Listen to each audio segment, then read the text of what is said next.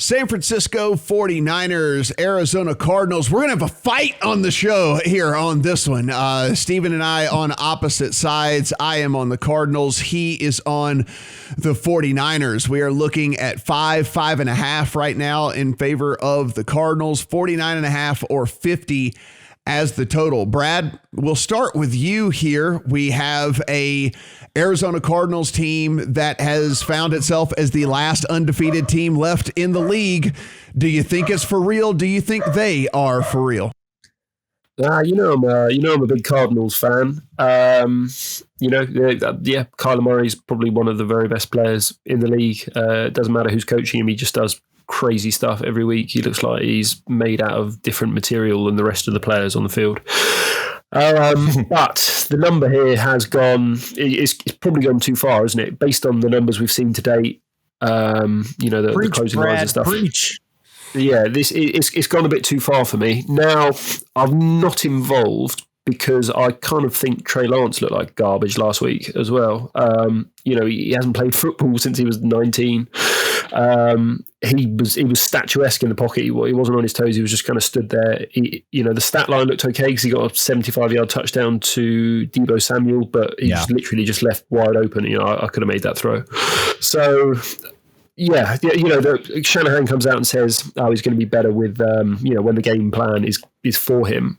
But I don't know. We've seen rookie quarterbacks really struggle this year, so I don't necessarily want to step in front of this Cardinals. Especially San Fran still don't have any quarterbacks, and if anyone can escape Joey Bosa and just chuck up some Hail Marys while the corners get beat deep, it is Kyler Murray. So again, a lot of things going on, and I wasn't sure what to do with any of it.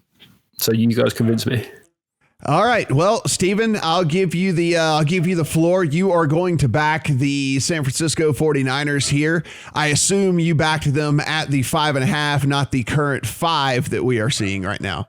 Correct. And I also find is it coincidence or fate that Matt's dog is barking in the background as I take the mantle here for the underdog in this game? All right. Because let's just strip the team names here and look at this situation conceptually. Okay.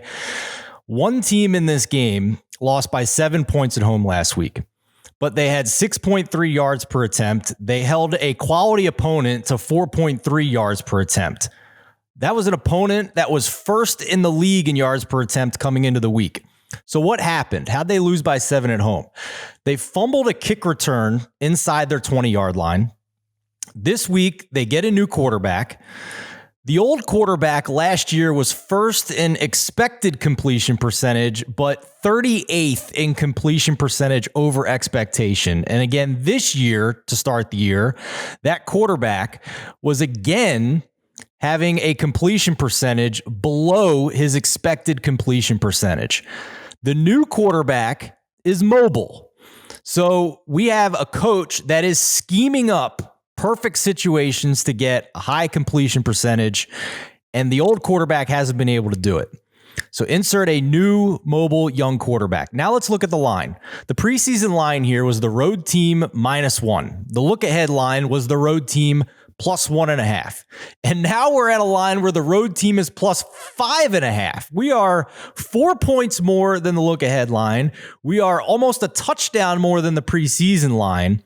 And irrelevant. I understand that Trey Lance hasn't played a lot of football. I get that, Matt. I do. But almost universally, we would conclude that the line movement in this situation is to some extent an overreaction.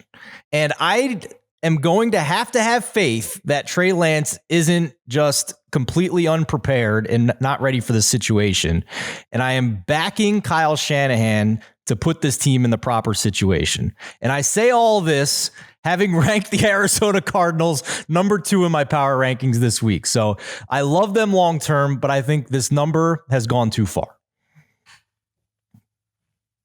Okay, well, I mean, let's start off first and foremost here with the look ahead line and the summer line and the whatever. All irrelevant. Doesn't make a hill of beans what those all are. It doesn't matter in the least bit, because that was taking into account that it was going to be a healthy Jimmy Garoppolo and all these other things. So like whatever the look ahead line was and what the line was this summer and whatever line that your grandmother put on this and all these don't matter. So like everyone wants to point to all these lines that don't matter. They're irrelevant. It doesn't matter. So the situation has completely changed in the fact that it's going to be a rookie quarterback making his first start in the NFL on the road at what I might add is one of the better pass rushes in all of the NFL through the first quarter of the season. Whenever you look at the advanced metrics of this Arizona defense, their pass rush win rate is in the upper half of the league. If you look at what the pass rush is graded, according to Pro Football Focus, way up there. Again, another advanced metric that they're watching every single play of the league. If you also look at what is what this Arizona secondary is going, what this San Francisco secondary is going to have to deal with. The one thing is they're so incredibly multiple and there's so many different options here. It is a completely decimated secondary for the Niners as it is anyway. And now you have to be able to guard not only Kyler Murray and not only the backs coming out of the backfield, but he has been able to figure out ways to get every single one of these wide receivers involved, except for DeAndre Hopkins, who's the best one of all of them. He's the only guy that hasn't had a big game so far because these teams have been giving him so much coverage and so much attention.